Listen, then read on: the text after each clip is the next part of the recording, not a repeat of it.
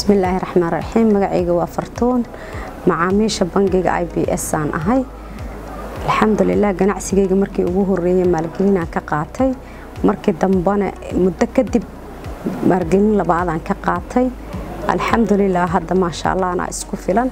ganacsigayga dal idibadaan ka keensadaa bangiga IBS sida masaakiinta oo caawinaya sida markii hore oo garabka noogu soo qabtay aad iyo aad ugu mahadsan yahay markii ugu horeysay aan ganacsiga bilaabayay aan u tagay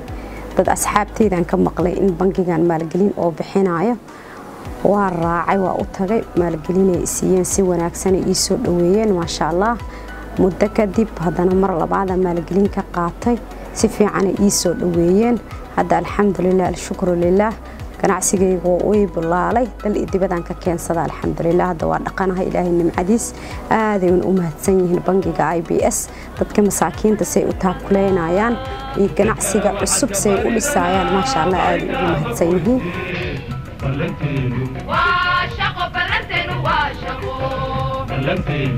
waa shaqo balantenu waa shaqo